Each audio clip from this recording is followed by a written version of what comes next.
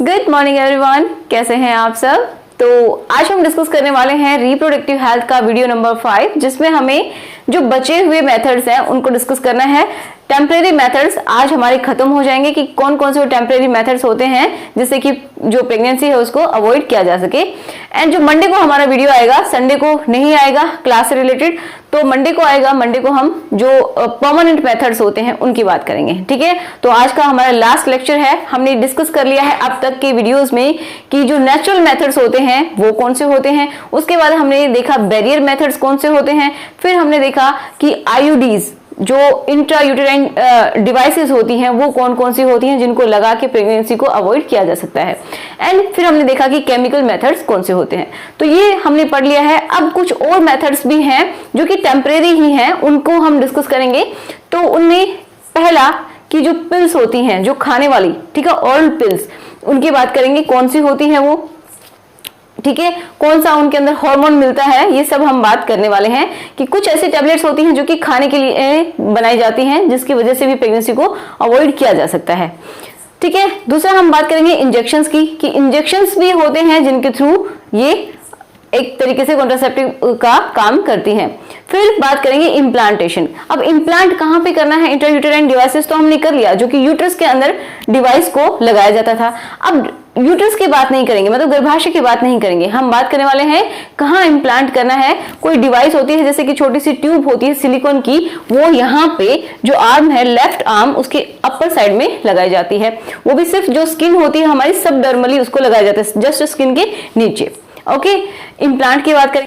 फिर हम बात करेंगे कि अगर प्रेगनेंसी हो गई है जो कि नहीं चाहिए, मतलब जो अनवांटेड प्रेगनेंसी हो गई है, उसके बाद क्या कर सकते हैं, ठीक है, उसकी बात करेंगे। तो उसमें भी कुछ पिल्स होती हैं जिनको यूज किया जाता है, या फिर जो आईयूडी होती हैं, आईयूडीज, उनको भी यूज कर सकते हैं इमरजेंसी के तौर पे, ठीक है।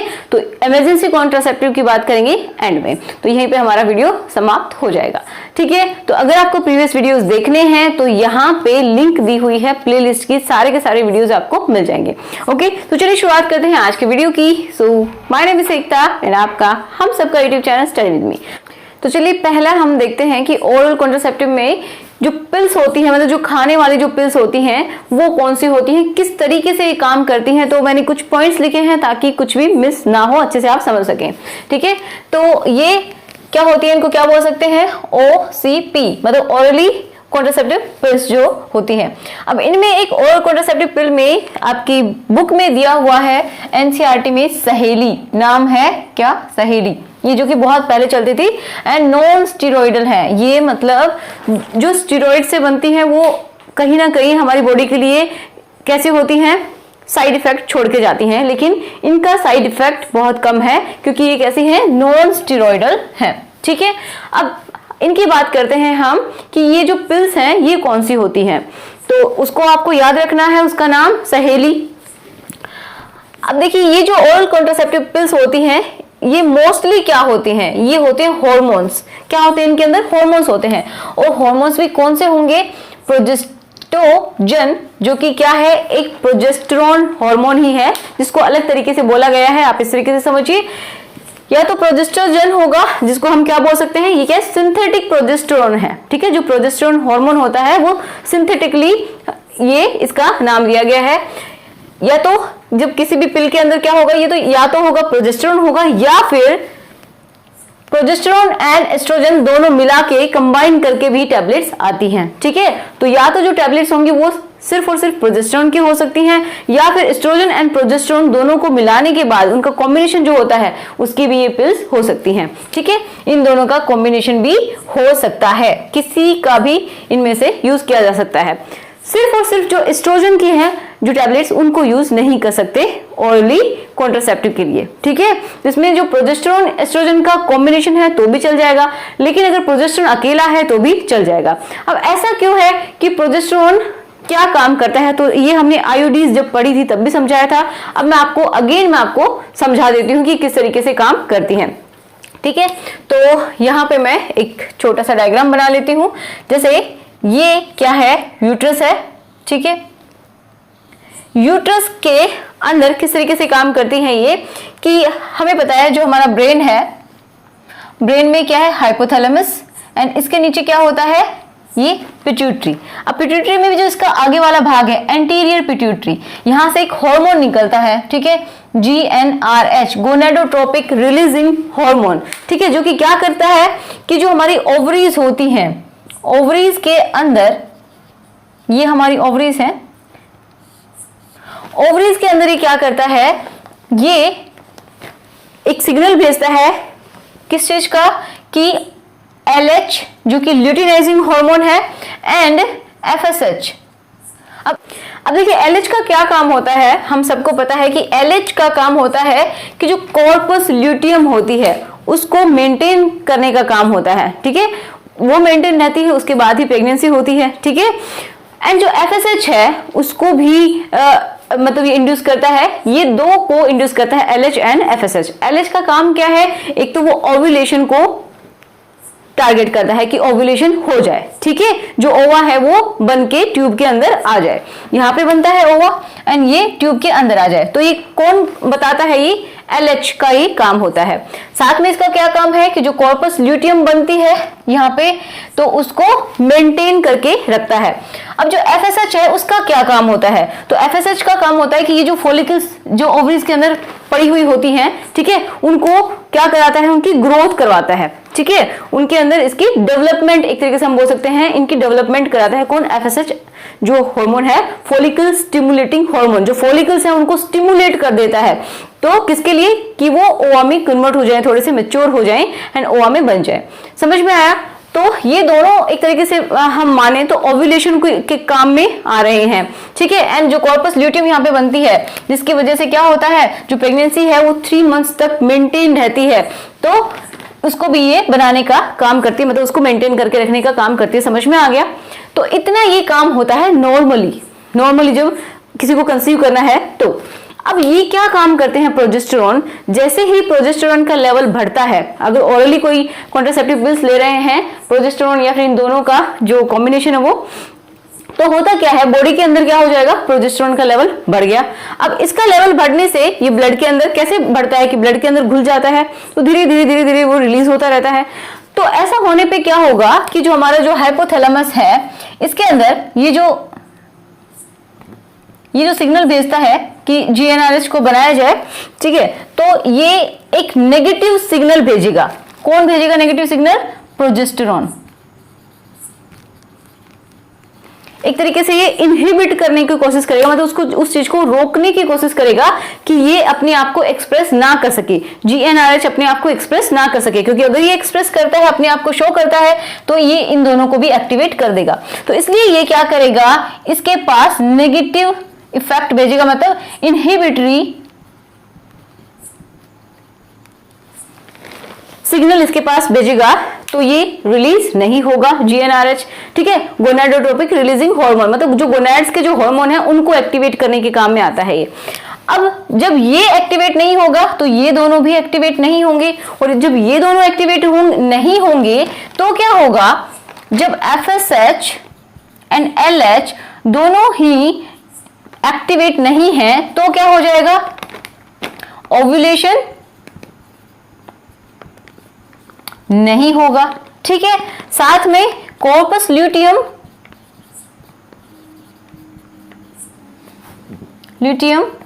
भी मेंटेन नहीं होगी। समझ में आ गया।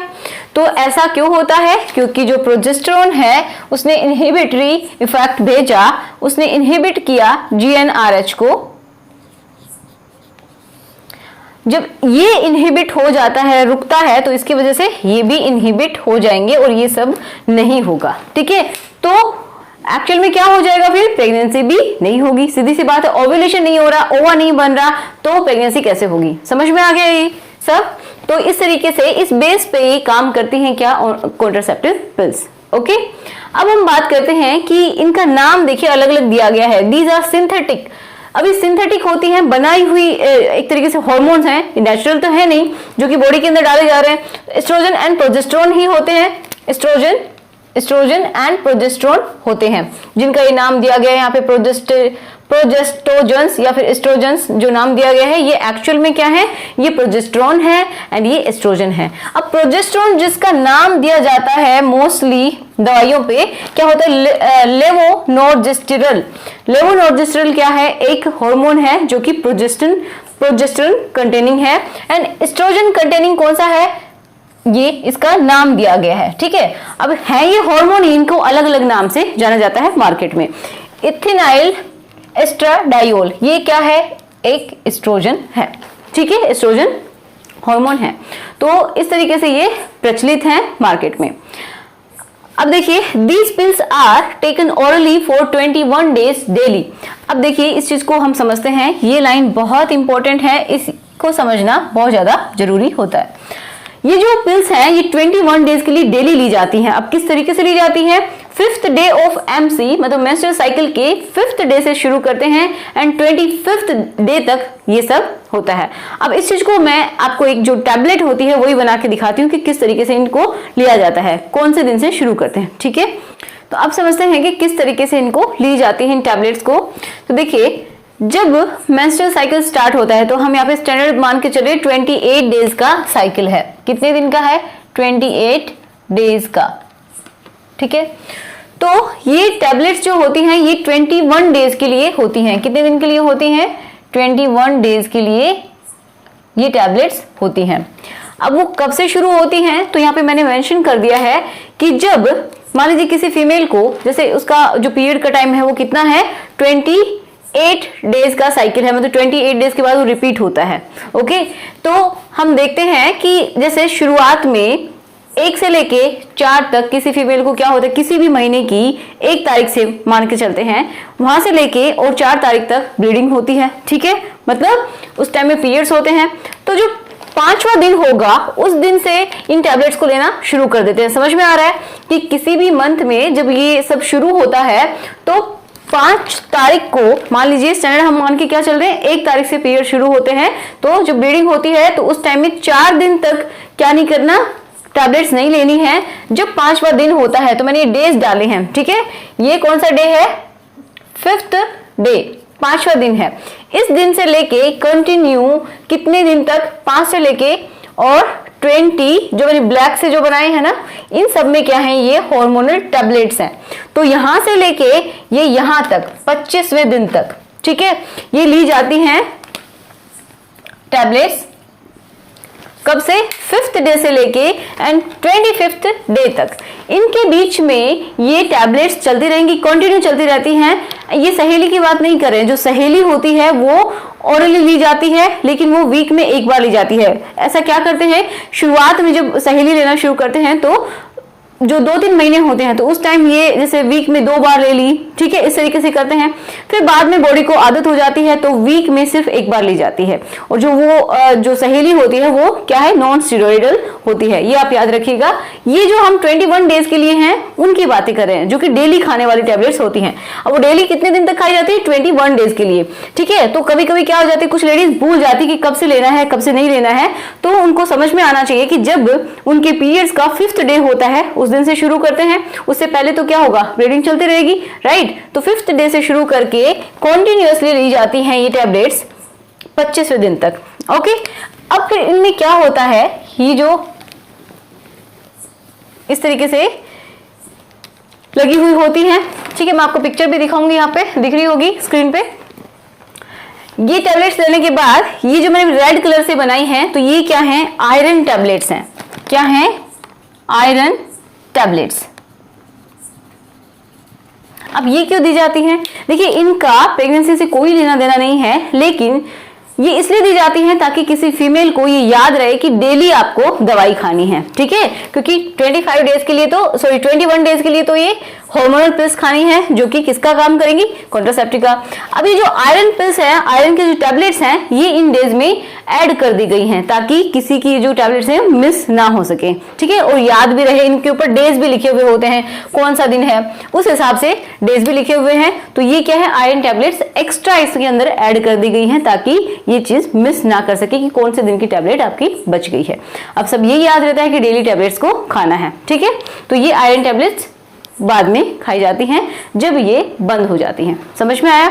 तो इस तरीके से इन टैबलेट्स को लिया जाता है। अब देखिए काम किस तरीके से करती हैं। हमने इतना तो जान लिया कि एस्ट्रोजन और प्रोजेस्टेरोन क्या काम करते हैं, तो जो बॉडी है उसके ऊपर क्या इफेक्ट करते हैं कि प्रेगनेंसी ना हो। ठीक है, तो इनमें कुछ पॉइंट्स हमें लिखने हैं। तो इनमें पहला पॉइंट तो हमने देखा था क्या, ओव्यूलेशन को प्रिवेंट करती हैं। क्या करती हैं? Prevent ovulation. अभी समझाया था कि ओव्यूलेशन नहीं होगा तो क्या होगा, फर्टिलाइजेशन भी नहीं होगा। तो ये एक तरीके से फर्टिलाइजेशन को रोकने का काम कर रही है। दूसरा, जो यूट्रस है उसको इस कैपेबल बना देती हैं कि उसके अंदर क्या हो, इम्प्लांटेशन हो ही ना। ठीक है, तो क्या करती हैं,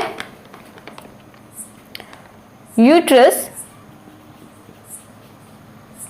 इनकैपेबल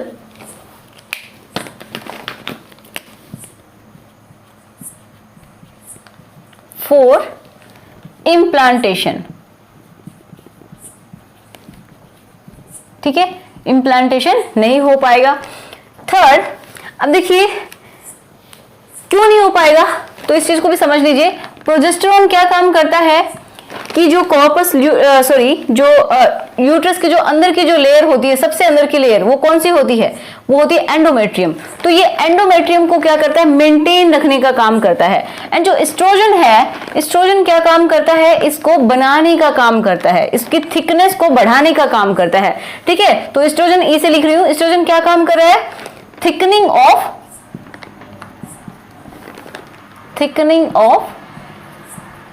एंडोमेट्रियम।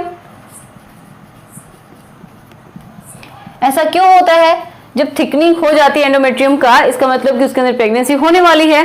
ठीक है, ये कौन करता है, एस्ट्रोजन। प्रोजेस्टेरोन क्या करता है, मेंटेन करके रखता है।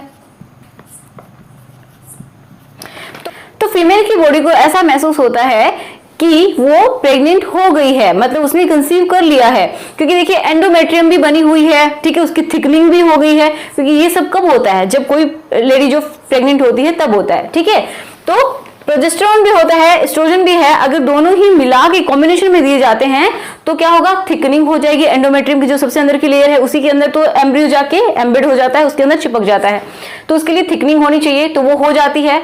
एंड मेंटेन भी रखता है, जब तक पिल्स खाई जाएंगी 21 डेज के लिए तो उसको मेंटेन रखेगा।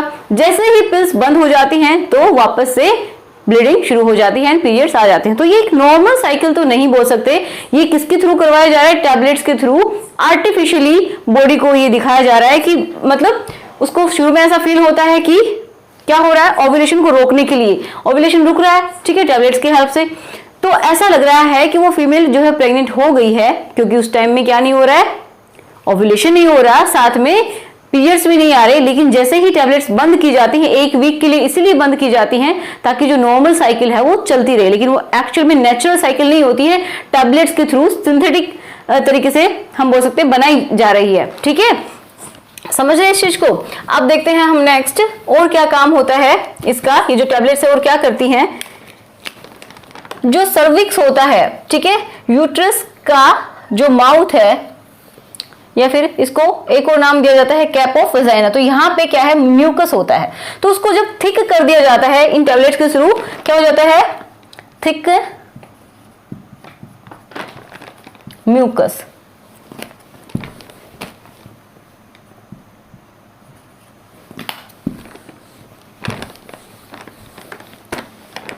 क्या लिखेंगे, thickening of mucus, cervical mucus.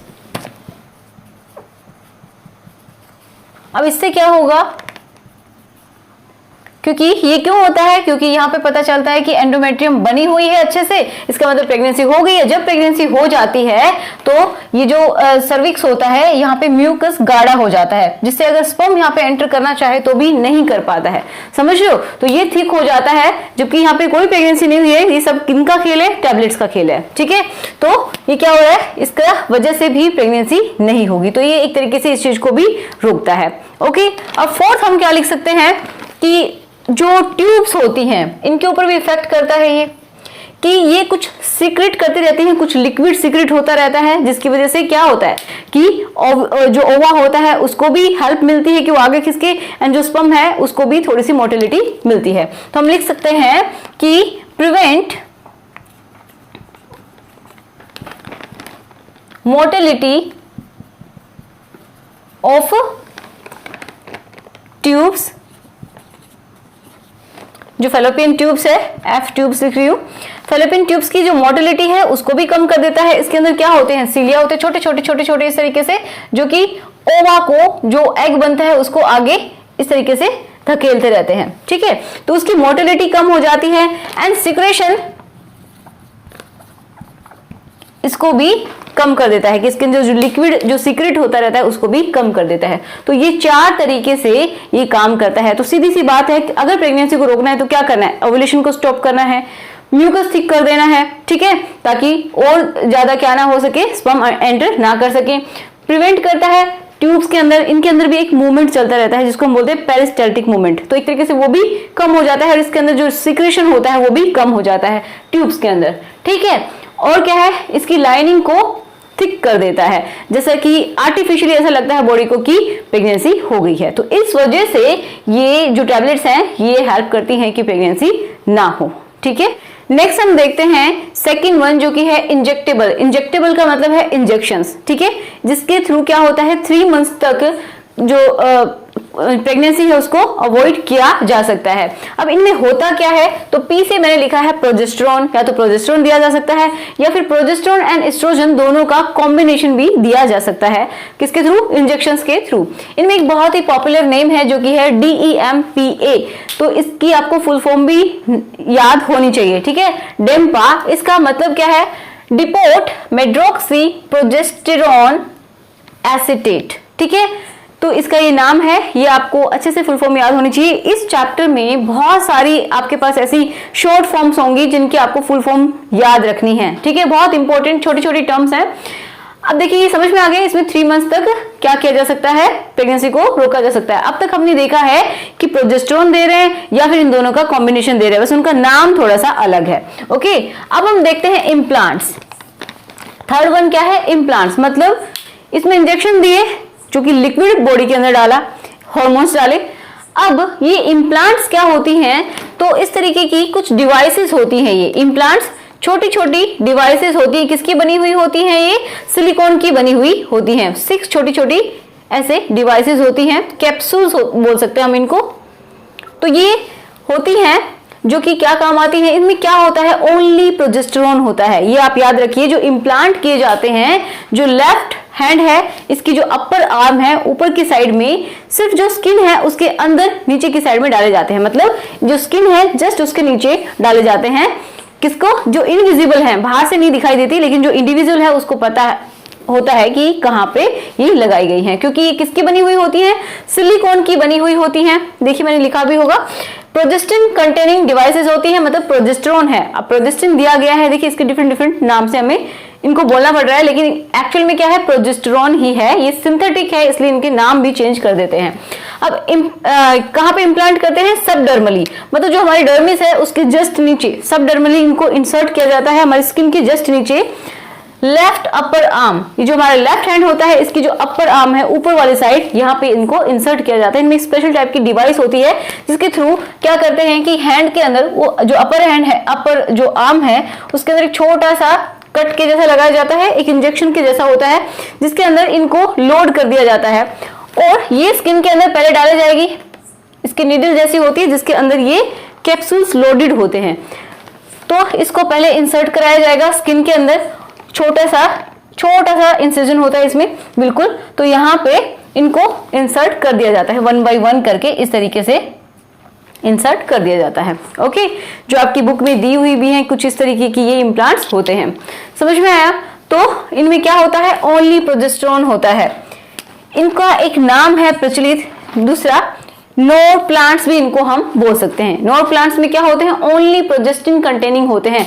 इनमें जो प्रोजेस्टेरोन है, जो सिंथेटिक जो प्रोजेस्टेरोन है उसका नाम दिया गया है, क्या नाम है, लिवोनोर्जेस्ट्रोल। लिवोनोर्जेस्ट्रोल के नाम से जाना जाता है। क्या है ये? नोड प्लांट्स भी इनका नाम होता है, मतलब जो इम्प्लांट करते हैं उनका नाम है क्या? Node plants. ये कैसी होती हैं? ये डिवाइस होती हैं जो कि मैंने अभी बताई सिलिकॉन की बनी हुई होती है। 6 स्मॉल सिलिकॉन कैप्सूल्स होते हैं जो कि परमिएबल होते हैं। अब परमिएबल होने का मतलब क्या है कि इनमें जो प्रोजेस्टेरोन है वो धीरे धीरे बॉडी में रिलीज होता रहेगा, मतलब जो हमारा ब्लड है उसके अंदर धीरे धीरे ये घुलता रहेगा, तभी तो असर करेगा। ठीक है, तो ये परमिएबल होनी चाहिए, मतलब इनके आर पार कुछ भी जा सकता है, मतलब ये जो हार्मोन है प्रोजेस्टेरोन इसको ये रिलीज करती रहती है। अगर परमिएबल नहीं होंगी, प्लास्टिक है, तो फिर कैसे काम चलेगा? फिर तो ये रिलीज ही नहीं होगा। तो इसलिए कैसे होती है? परमिएबल होती हैं। समझ में आ गया? तो इनको इंजेक्ट किया जाता है, इनको इम्प्लांट किया जाता है। ठीक है, कहां पे? आर्म के अंदर, लेफ्ट आर्म के ऊपर की साइड में। ठीक है, अब हम बात करते हैं नेक्स्ट, जो कि है इमरजेंसी कॉन्ट्रासेप्शन क्या होता है, उसमें कौन सी डिवाइस, उसमें क्या हम यूज कर सकते हैं। नेक्स्ट एंड हमारी लास्ट जो बची है कॉन्ट्रासेप्शन मेथड, वो है इमरजेंसी कॉन्ट्रासेप्शन। ये भी टेम्परेरी मेथड ही है। तो इसमें क्या कर सकते हैं? देखिए, पहले तो हम ये समझते हैं कि कब यूज में ली जाती है, तो सीधी सी बात है, नाम से पता चल जाए कि इमरजेंसी के टाइम पे इसको यूज किया जाता है। अब इमरजेंसी कब हो सकती है? कि avoid pregnancy due to rape. अगर किसी का रेप हुआ है तो ऑब्वियसली उसको प्रेग्नेंट नहीं होना है, तो उस टाइम में विद इन 72 आवर्स ये जो पिल है वो यूज की जाती है। दूसरा, अनप्रोटेक्टेड कोइटस, अगर किसी ने कोई भी प्रोटेक्शन यूज नहीं किया और रिलेशन बना लिए हैं तो भी इसको यूज किया जा सकता है with in 72 hours.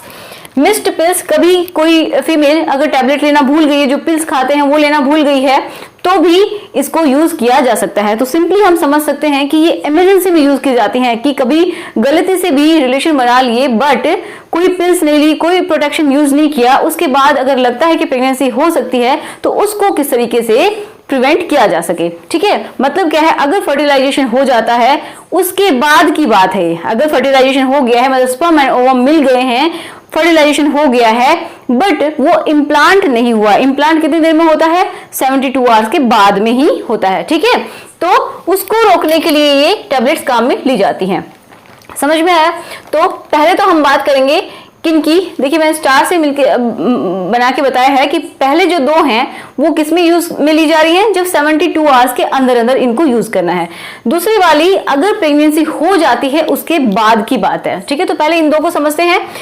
Morning after pills के नाम से भी जाना जाता है। ठीक है, अनवांटेड 72 के नाम से भी जाना जाता है, या फिर इनको क्या बोल सकते हैं? ठीक है, इमरजेंसी कॉन्ट्रासेप्शन भी बोल सकते हैं।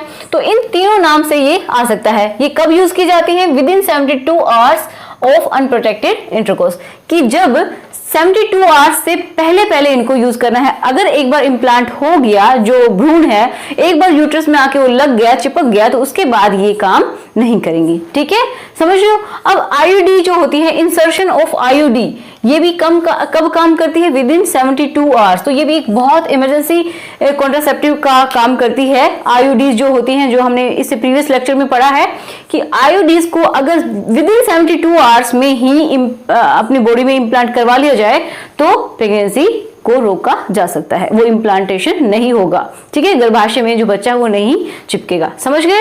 तो ये क्या कर रही है? Prevent implantation. ये बहुत इंपॉर्टेंट लाइंस होती हैं, क्योंकि इसी तरीके से क्वेश्चन आते हैं। आपको कंफ्यूज किया जाएगा कि ये फर्टिलाइजेशन को रोक रही हैं, तो नहीं, ये फर्टिलाइजेशन को तो नहीं रोक रही हैं, क्योंकि फर्टिलाइजेशन के बाद यूज कर रहे हैं हम इनको। अगर मतलब ऐसी संभावना है कि हो सकता है कि क्या हो गई हो, फर्टिलाइजेशन हो गया हो, लेकिन इम्प्लांटेशन को रोकते हैं कौन?